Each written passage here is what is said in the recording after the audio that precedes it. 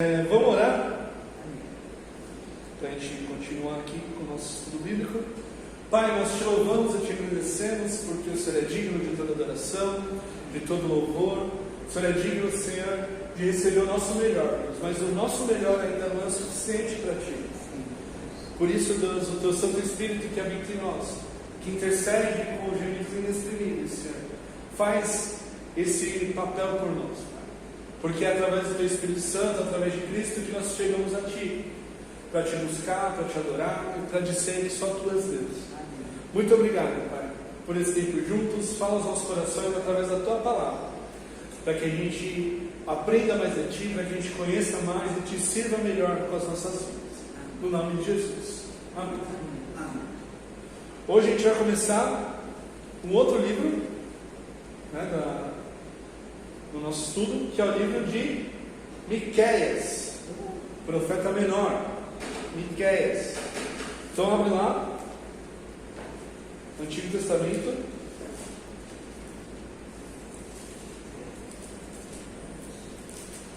antes de Naum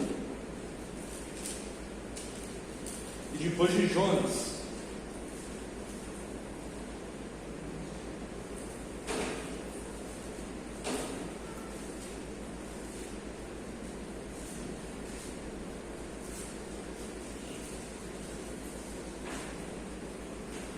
Miqueias capítulo 1. A gente vai fazer que nem a gente estava fazendo com os livros do Antigo Testamento, fazendo um capítulo por semana, tá? Tem bastante coisa para dividir, mas é melhor de fazer por capítulo. Chave? Diz assim: a palavra do Senhor que veio em visão veio a Miqueias de Moresete a respeito de Samaria e Jerusalém.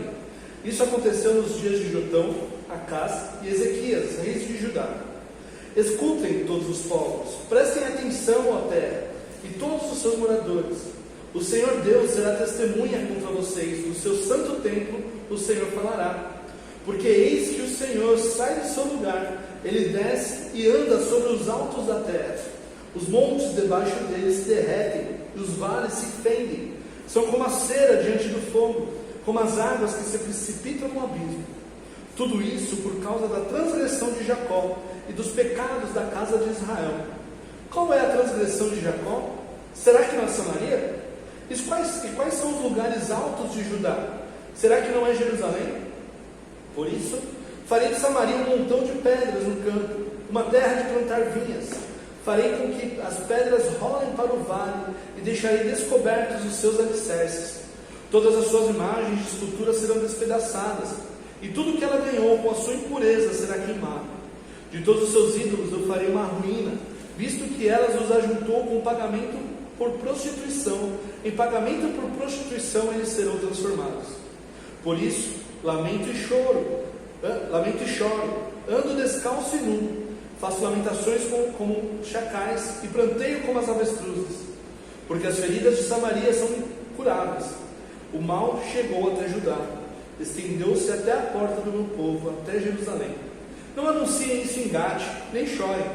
Rolem no pó em Bet-Leafra. Moradores de Safir, sigam para o exílio, em vergonhosa nudez. Os moradores de Zaanã não podem sair da cidade. O pranto do povo de Bet-Ezel tira de vocês o lugar de refúgio. Os moradores de Marote suspiram pelo bem, porque o Senhor fez o mal chegar até as portas de Jerusalém. Moradores de Laquis, atrelem os jinetes aos carros. Com vocês teve início o pecado da filha de Sião. Entre vocês se encontraram as transgressões de Israel. Portanto, vocês darão presentes de despedida a Moresete e Gate. As casas de Aquizib serão algo enganoso para os reis de Israel. Enviarei ainda quem tomará posse de vocês, moradores de Maressa. A glória de Israel chegará até Adulão. Cortem os cabelos e rapem a cabeça por causa dos seus filhos queridos. Alarguem a sua cauda como a águia, porque esses filhos serão levados para o cativeiro. Até aí. Miqueias.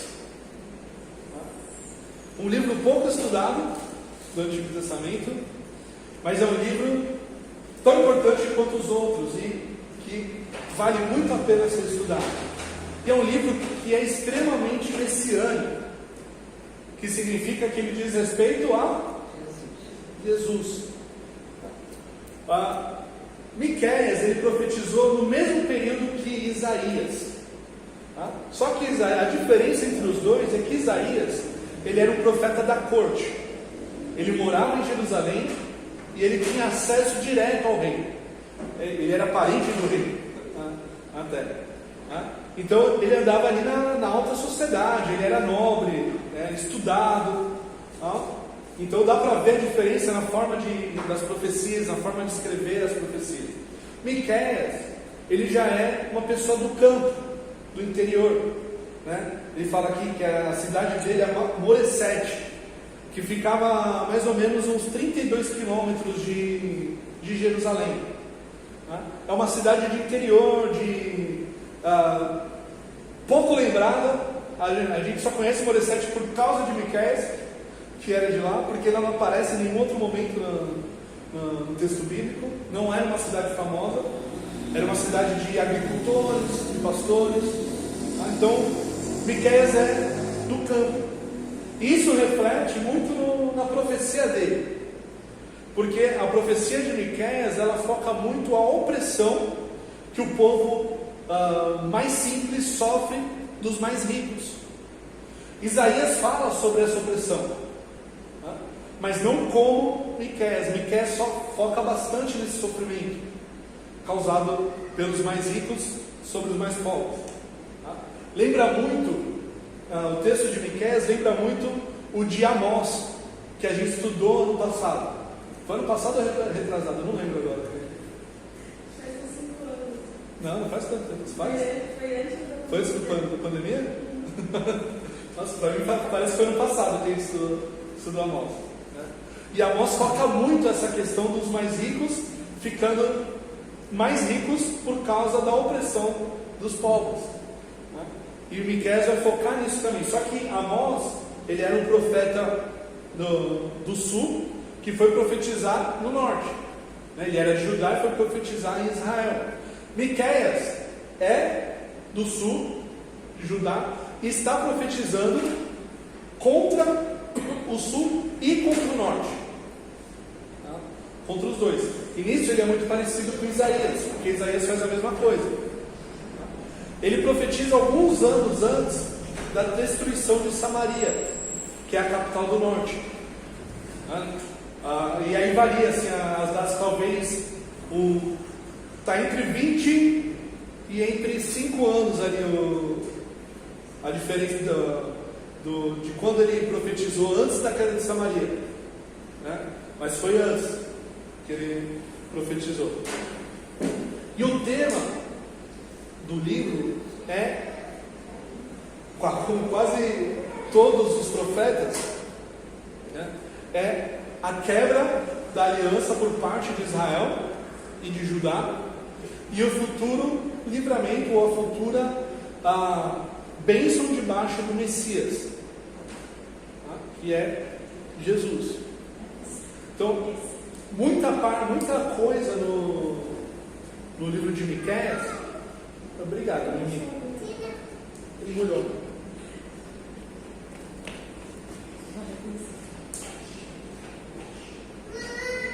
Então, uma boa parte da profecia de Miqueias vai ser de julgamento. Vai apontar os pecados das nações, de Judá e de Israel. Vai mostrar os pecados e vai mostrar o julgamento. O que vai acontecer com eles? E no caso dos dois, é o exílio. No caso de Israel, o Reino do Norte, o exílio vem poucos anos depois da profecia. No caso de Judá, vem cerca de 140, 130 anos depois. A gente não consegue saber quando que foi a última profecia de Miqueias, porque o texto fala aqui que ele profetizou durante o reinado de Jotão, Acás e Ezequias. Então vai mais ou menos aí do ano 740 até o ano 698. Então é um período aí de 42 anos que ele pode ter profetizado, dentro desses 42 anos. Né? A gente sabe que para Israel, para o Reino do Norte, foi antes de 722, porque 722 é quando Samaria é destruída e o povo é levado para o exílio. Né? Mas como ele profetizou até o reinado de Ezequias, e Ezequias começa a reinar em 720, então pode ter ido até 698. Né? Então é um período bem grande. Tá? Isaías, por exemplo, ele profetiza durante quase 60 anos. Né? Bem maior o período. Né? E o livro de Isaías também é bem maior. Tá? Então vamos ver aqui no texto. Vocês vão perceber aqui no texto como que ele faz menção às coisas da terra. Né? Porque como ele é um homem do campo, o que chama atenção para ele? As coisas do campo. Então ele vai usar muito esse tipo de ilustração, esse tipo de imagem. Tá? Isaías, por exemplo, ele já usa imagens suntuosas, grandiosas, né, de construção, de coisas que o homem constrói. Tá? Porque ele está dentro do palácio, ele está dentro desse ambiente. Tá? Mas Miqueias ele está no campo e ele profetiza para as pessoas do campo também. Então a palavra do Senhor que veio em visão a Miqueias de Moresete a respeito de Samaria e Jerusalém, as duas capitais. Isso aconteceu nos dias de Jotão, Acás e Ezequias, reis de Judá. E aí começa a profecia propriamente dita, no versículo 2. Tá? O capítulo 1 a gente pode dividir em 3 partes. Versículo 2 até o versículo 7. Depois, o versículo 8 e 9. E depois do 10 ao 16. Tá? Então vamos seguir essas 3 divisões aí. Escutem todos os povos, prestem atenção à terra, e todos os seus moradores, o Senhor Deus será testemunha contra vocês, no seu santo templo o Senhor falará. Porque eis que o Senhor sai do seu lugar, e ele desce e anda sobre os altos da terra, os montes debaixo dele se derretem, e os vales se fendem, são como a cera diante do fogo, como as águas que se precipitam no abismo. Ele está descrevendo aqui o Senhor Deus se preparando para julgar a terra de Jerusalém e de Samaria. Tá? E o Senhor ele está se levantando, né? E no versículo 2 ele chama todos os povos da terra para presenciar isso, porque o que vai acontecer é algo terrível. E por que ele chama todos os povos para presenciar? É para envergonhar Israel? Para envergonhar Judá? Exatamente. É para envergonhar Judá e é para envergonhar Israel. Porque Israel, né, as duas nações, juntando as duas nações, é o povo escolhido de Deus. E eles deveriam estar vivendo como o povo escolhido de Deus, com as bênçãos de Deus. É interessante aqui que esse período da história de Israel e de Judá é um período de muito crescimento econômico. Mas é um crescimento econômico vindo por meio de pecado, por meio da opressão dos povos. Né? Então, os ricos ficam mais ricos e os pobres mais pobres. Né? Qualquer semelhança não era coincidência com os dias de hoje. Né? Os ricos estão ficando mais ricos à custa dos pobres. Tá? Então, quando a gente olha para a lei de Deus que foi dada através de Moisés, a gente vê que cada um deveria cuidar do seu próximo. A gente falou isso semana passada, lembra? Tá?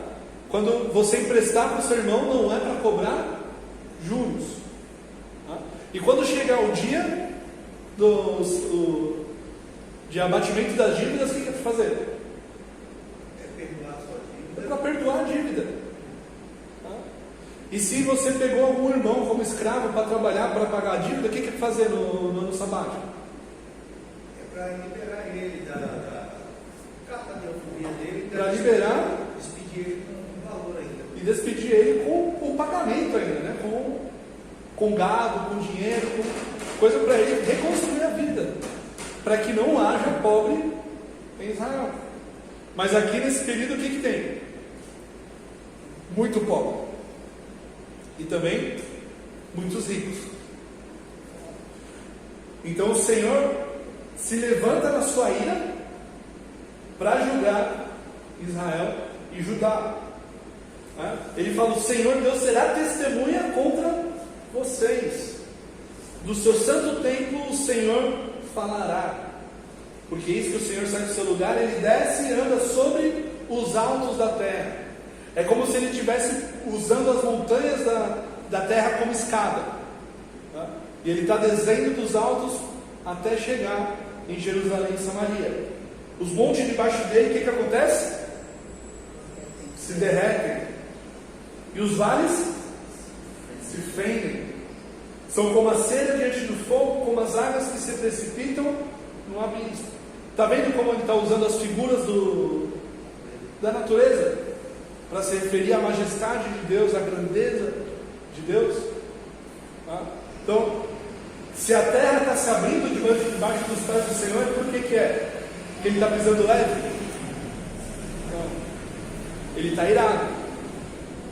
E o pé dele está vindo pesado. Versículo 5.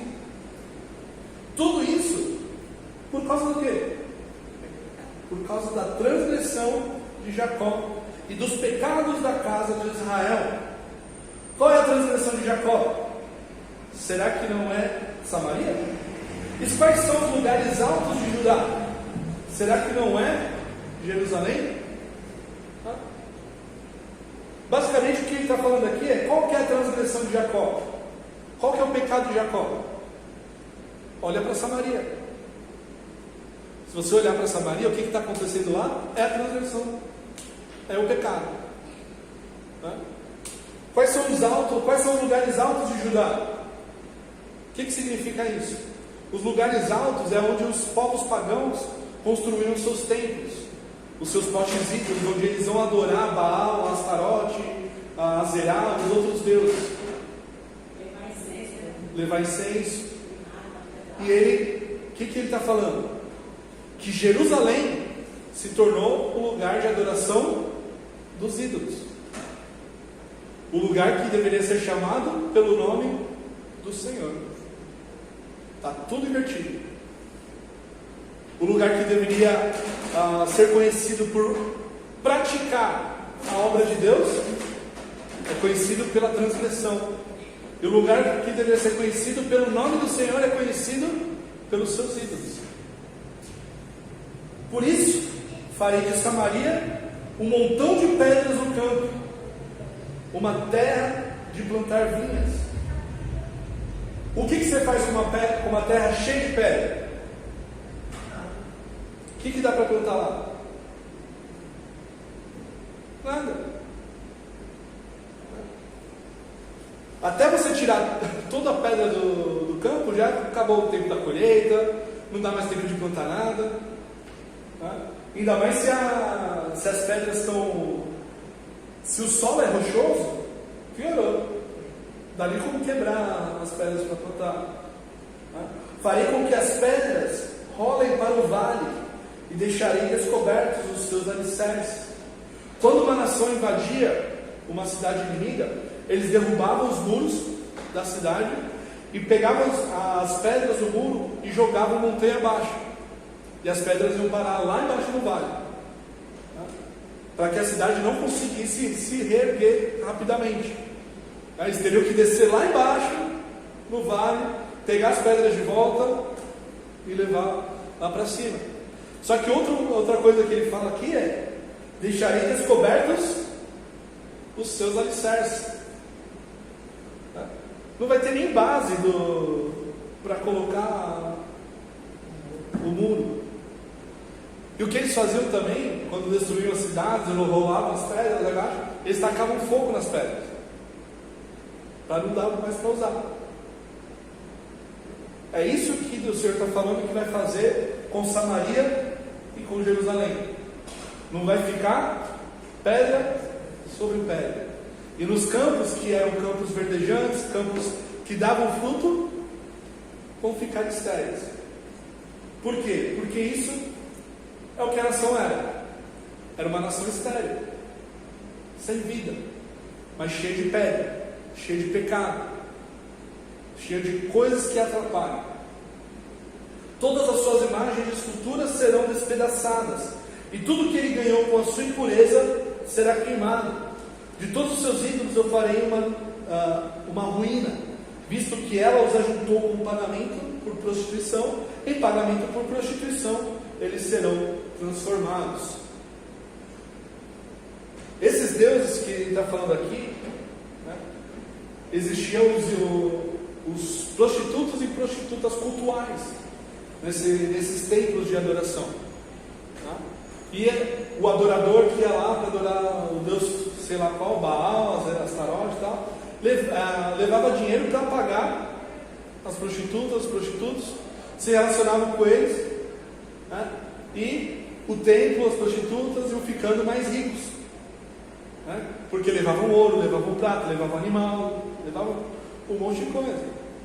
Por isso que ele fala aqui no versículo 7, né? Visto que ela os ajuntou com pagamento por prostituição, em pagamento por prostituição eles serão transformados. Por quê? Porque os inimigos vão invadir, vão roubar toda essa riqueza.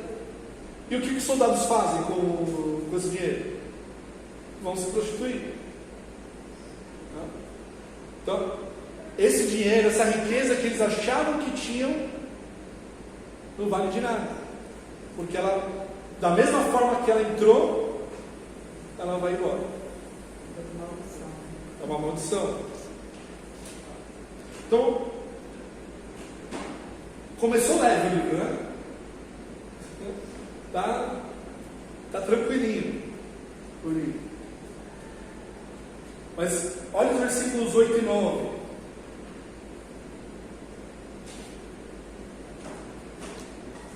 Por isso, lamento e choro. Miqueias está falando. Ando descalço e nu. Faço lamentações como chacais e pranteio como as avestruzes, porque as feridas de Samaria são incuráveis. O mal chegou até Judá, estendeu-se até a porta do meu povo, até Jerusalém. Miqueias está sentindo na pele, né?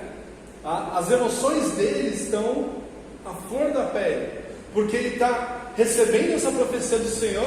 Ele sabe o que vai acontecer com o povo, e ele já está sofrendo antes que isso aconteça, porque ele sabe que não tem volta a isso, já está para acontecer. Alguns profetas que vieram antes falavam assim para o povo: arrependam-se,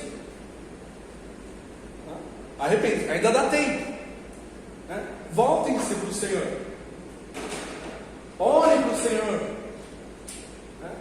Deixem os deuses, deixem a idolatria, volta para o Senhor. Miqueias não. Miqueias já está falando, né? Ele fala no versículo 2: o Senhor será testemunha. Ele já está descendo, ele já está pisando os montes, os vales já estão se abrindo, porque não tem mais volta aqui.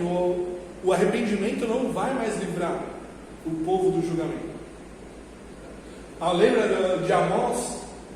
Em Amós, no começo, ele ainda fala, né? Se arrepende. Mas quando chega quase na metade do livro, ele fala: agora não tem mais volta. Já passou o tempo do arrependimento. Mesmo que agora vocês se arrependam, que vocês busquem o Senhor, é tarde demais. Tudo o que foi profetizado vai acontecer. E é o que está acontecendo aqui em Miqueias. Não tem mais volta. Então ele está chorando, né? Esse andar descalço e andar nu é sinal de extremo lamento, extrema tristeza, né? É um luto bem forte. Lembra de Jeremias? Jeremias é a mesma coisa. A gente vê isso lá no livro de Lamentações, né? Tudo aquilo que ele passou, que ele presenciou da destruição do povo. Só que Jeremias ainda nem nasceu aqui. Jeremias vai nascer daqui a 100 anos quase, em relação a Miqueias. E ele está sofrendo tanto, e ele fala, porque as feridas de Samaria são incuráveis, não tem mais volta. O mal chegou até Judá e estendeu-se até a porta do meu povo, até Jerusalém. Uma coisa que eu sempre falo para vocês, né, sobre isso, com relação a Jerusalém, é que o povo de Jerusalém, o povo de Judá, achava que Jerusalém era indestrutível por causa do templo. Eles falavam, nós temos o templo do Senhor aqui. Quem que vai entrar aqui e conquistar o templo do Senhor? O Senhor não vai deixar isso acontecer. E aí vem Jeremias, Isaías, Ezequiel e Miqueias falando, o templo não vai salvar vocês, porque vocês idolatram mais o templo do que a Deus. O templo se tornou o seu Deus, vocês esqueceram de Deus do templo. Por isso essa destruição chegou às portas da cidade de Jerusalém. Só que Jerusalém só vai ser destruída mais ou menos uns 150 anos depois que Miqueias está profetizando isso aqui. Só que Samaria daqui a alguns anos só. Então, depois que Miqueias profetiza, depois que Isaías profetiza, muitos de Judá acharam que não ia se cumprir.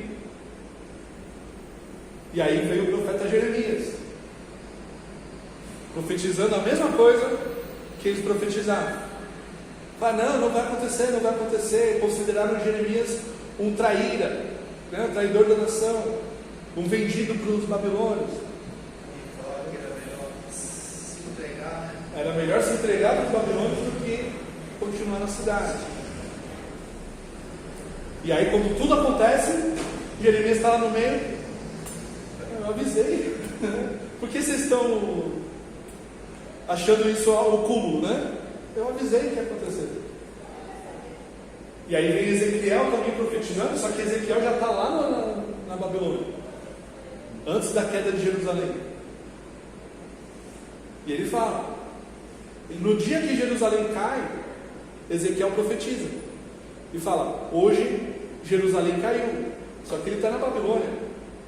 Como ele sabe que Jerusalém caiu? Porque o Senhor falou para ele. E aí, algum tempo depois, vem notícia de Jerusalém e fala, Jerusalém caiu. Quando que foi? No dia que Ezequiel falou. O povo não dá ouvidos à voz do Senhor, o povo não quer saber do Senhor. E Miqueias está chorando, Miqueias está lamentando, porque ele sabe que o destino desse povo é o exílio, né? Como Isaías fala, Jeremias sempre fala, aqueles que morrerem cedo são sortudos, né? Mas aqueles que ficarem vivos durante o cerco das cidades vão sofrer. Samaria foi sitiada pelos assírios durante 3 anos. Os assírios, eles eram mestres no cerco, né? No sítio. Em vez de eles guerrearem abertamente contra as outras nações, eles chegavam uma vez, cercavam as cidades e esperavam a cidade desistir, porque não entrava comida, não entrava água, não entrava nada. Então o povo começava a morrer de fome, morrer de doença, porque não tinha para onde levar a sujeira da cidade, né? Então as pessoas ficavam doentes, morriam, ficavam com fome, morriam. E até que alguém abria as portas da cidade, o exército entrava e conquistava. Então durante 3 anos eles cercaram Samaria, e depois de 3 anos Samaria caiu. E exatamente o que aconteceu aqui o que Miqueias falou aqui, aconteceu. Agora do versículo 10 até o versículo 16, ele vai falar sobre algumas cidades. E essas cidades são cidades que, na ordem, com exceção de Laquis, seriam as cidades que os assírios iriam conquistar pela ordem. Eles vinham lá do norte, quando chegassem em Israel, e eles iam sitiando e conquistando essas cidades na ordem que aparece aqui no texto. E só Laquis não está na ordem, porque Laquis ela seria como se fosse a cidade do meio. Todas as outras cidades estão praticamente à mesma distância de Laquis. Então ela é o centro aqui da atenção do profeta. E Miqueias ele faz um jogo de palavra aqui com o nome das cidades. Cada cidade tem um significado nome. E ele faz um jogo de palavra com a punição ou com o que vai acontecer com a cidade. Eu não vou lembrar o significado de todos os nomes, mas dá para ver algumas aqui. Olha só, versículo 10. Não anunciem se engate, nem chore, rolem no pó em Bet-Leaf. Gate é uma cidade dos filisteus, inimiga dos israelitas. Então ele fala, não anunciem Gate para quê? Para que os inimigos não se regozijem com isso. Rolem no pó em Bet-Leaf. Bet-Leaf é a casa do pó. Então, rolem no pó. E rolar no pó é sinal de luto.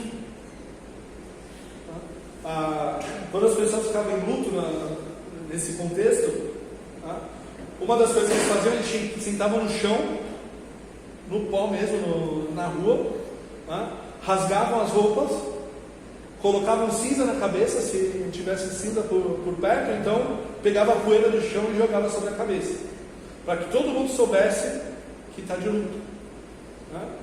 E rolar no chão já vai mais além ainda, né? Tá pior do que pensava. Moradores de Safir, sigam para o exílio em vergonhosa nudez. Ou moradores de Zaanã, os moradores de Zaanã não podem sair da cidade. O pranto do povo de Bet-Ezel tira de vocês o lugar de refúgio. Bet-Ezel significa lugar de refúgio, ou casa de refúgio. Então, olha o que ele fala para cada uma dessas cidades. Os moradores de Safir sigam para o exílio em vergonhosa nudez. Os assírios, eles quando levavam o povo para o exílio, levavam nu, né? E com aquelas argolas no nariz. Lembra da profecia de Isaías, que tem até a música da Lagoinha? Porém usou o seu nariz e um freio na sua boca, tal, porque era como os assírios levavam os exilados. Só que na profecia de Isaías ele está falando isso contra os assírios, porque os assírios não invadiriam Jerusalém. Então os assírios seriam levados, o rei da Assíria seria levado dessa forma. Então, o que ele está falando aqui no versículo 11 é: vocês vão ser levados em vergonhosa nudez. Os moradores de Zaanã não podem sair da cidade. Por quê? Porque estão cercados. Ninguém entra, ninguém sai. O pranto do povo de Bet-Ezel tira de vocês o lugar de refúgio. A cidade que era conhecida como lugar de refúgio não está oferecendo refúgio.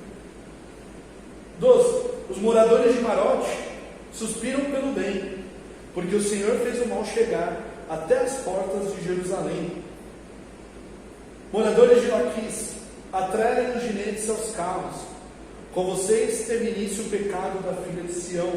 Entre vocês se encontraram as transgressões de Israel. Laquis era uma cidade importante de Israel. E ele está falando aqui que os pecados da nação de Israel começaram em Laquis. Que acusação severa, né? Você gostaria de ouvir isso? Que o pecado da cidade, o pecado do país começou na sua casa. Ó.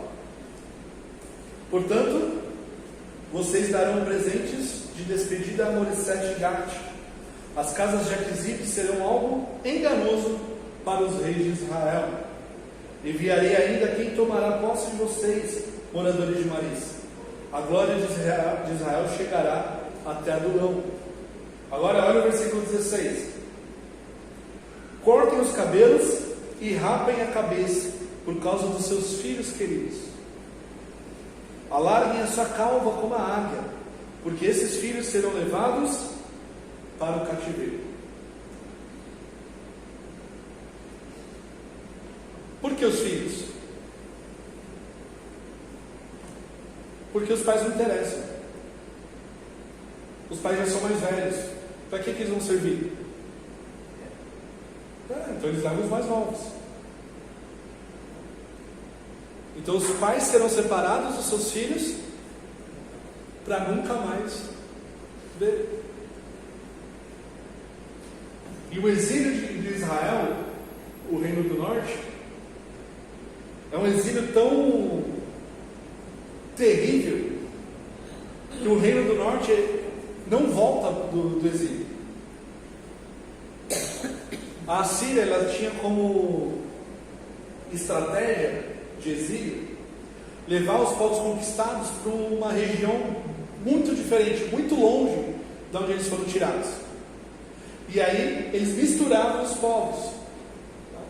Então eles pegavam gente do sul, do norte e do oeste para levar para o leste. E faziam a mesma coisa, levavam sempre para os extremos e misturavam os povos. Para que por causa da diferença cultural, da diferença de língua, não houvesse rebelião.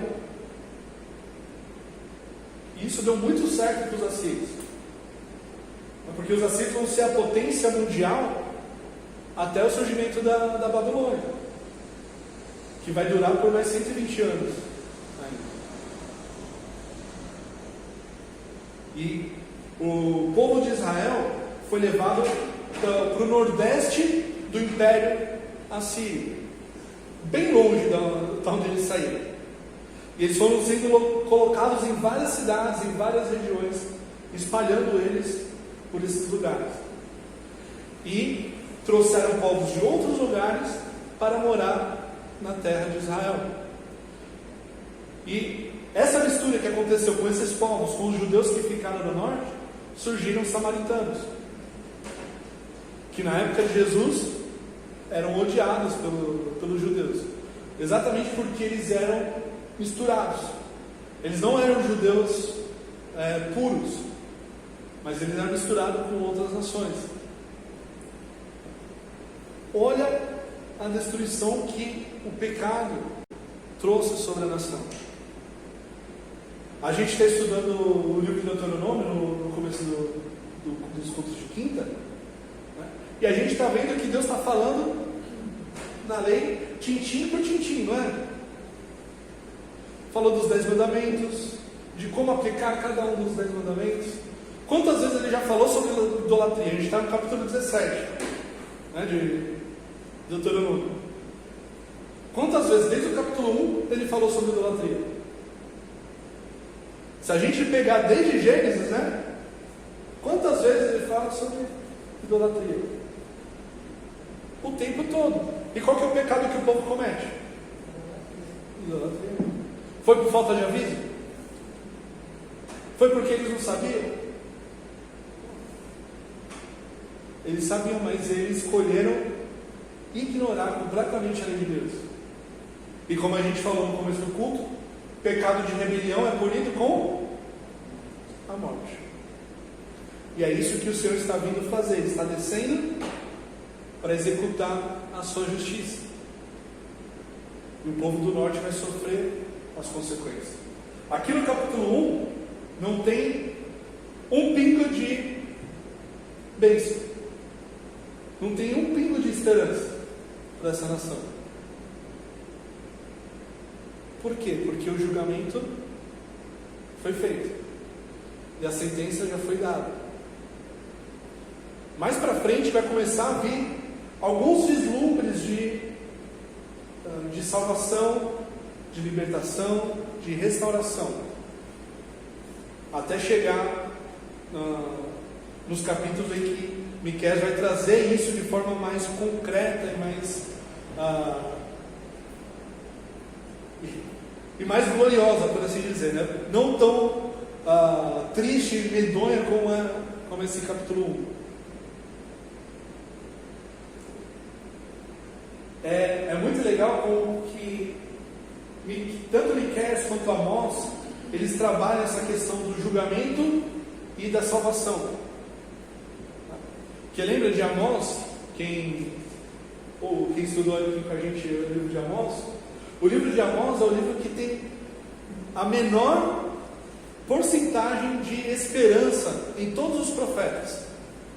São 4 versículos só em 9 capítulos que tem esperança. Miqueias tem bem mais. Só que eles fazem a mesma coisa, eles deixam a esperança para a parte final. O começo é só lapada. Só lapada, aponta os pecados, fala do julgamento, vai trazendo isso de forma bem clara para o povo. E aí no final, depois que o povo já está sofrendo, já está chorando, já não aguenta mais, vem com a esperança.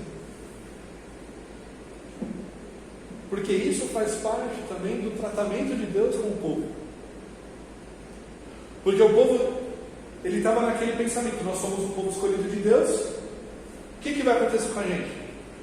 Não importa o que a gente faça, Deus vai livrar a gente de qualquer coisa. Salvo para sempre. E aí, o que a lei diz? O que a aliança diz, na verdade? Se vocês obedecerem todos os meus mandamentos, eu vou abençoar. Mas se vocês desobedecerem, o que vai acontecer? Vou amaldiçoar e vou enviar outras nações para executar o juízo. No Deuteronômio 29 está lá claramente tudo descrito que Deus vai fazer. Aí você pergunta: o que aconteceu com o povo de Israel? O que aconteceu com o povo de Judá? É só ler Deuteronômio 29.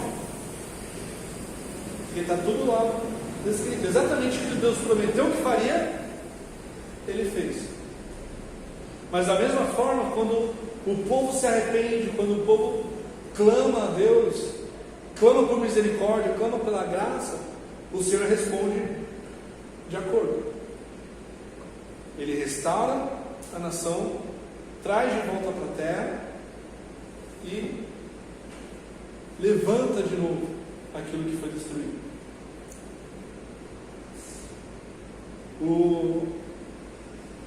A gente ainda não chegou no momento de esperança, né? No momento de salvação, né?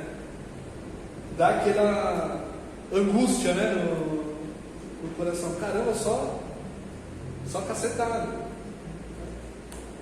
Mas você acha que começou tão forte assim o pecado da nação? Começou devagarzinho, um virando o olho para o outro, né? Viu que o cara estava adorando outros deuses, não falou nada. Um começou a cobrar juros do irmão mais pobre, outro começou a enganar na balança, e aí a coisa foi aumentando. Quando viu, estava todo mundo envolvido já. No nosso coração funciona da mesma forma. Um pecadinho que a gente comete e não se arrepende e não confessa o Senhor, vira outro pecado. Pode até ser o mesmo, mas outra atitude de pecado. E a gente falou no domingo, nesse domingo anterior, que quanto mais a gente comete o mesmo pecado, menos a gente sente culpa, menos a gente sente diferença no nosso relacionamento com Deus, até o momento que o nosso coração fica como? Insensível, duro. Isso parece caloso. Acostuma, né? A gente acostuma com o pecado, a gente não sente mais diferença. Que pecado chama pecado. Até o momento em que Deus se torna um estranho. Que você está mais envolvido com o pecado do que na comunhão com Deus. E assim o povo está. O nosso coração, conforme Paulo diz, é um coração, era um coração de pedra, que foi transformado em coração de carne. Um coração sensível à voz do Espírito Santo, sensível à voz de Deus. 2 Coríntios 3,18, nós somos transformados de glória em glória à sua própria imagem, a qual vem pelo Senhor, que é o Espírito. Mas se a gente apaga o Espírito, o que está sendo transformado? Nada. Se a gente deixar nosso coração se transformar como o do povo de Israel aqui, a gente vai sofrer também as consequências. Mas se nós somos realmente cristãos, filhos de Deus, nós seremos disciplinados pelo Pai. Uma disciplina em amor. Se não formos disciplinados, o que acontece? Qual que é a consequência? Ou qual que é a conclusão que a gente chega? Que nós não somos filhos. A disciplina só vem para os filhos. E nós, como filhos de Deus, devemos ter o coração sensível à voz dele, para desfrutarmos plenamente da comunhão, para desfrutarmos plenamente de tudo aquilo que ele nos oferece como filhos, e sendo transformados de glória em glória à imagem dele. Amém? Amém. Alguma dúvida? Ainda tinha se decretado o juízo, né? Mas ainda não tinha sido executado. Então, é Deus, através de Miqueias, né? Ainda está avisando ainda, né? Para caso o povo ainda se arrependa ainda, né? Aí, Não, aqui não tem mais arrependimento. aqui não tem, né? Aí Deus já está vindo executar o juízo já, né? No caso, o juízo aí, Deus vai usar outras nações, que no caso é a Síria, que vai levar Israel, né? E a Babilônia, E a vai levar Judá. vai levar Judá. E a Babilônia, ela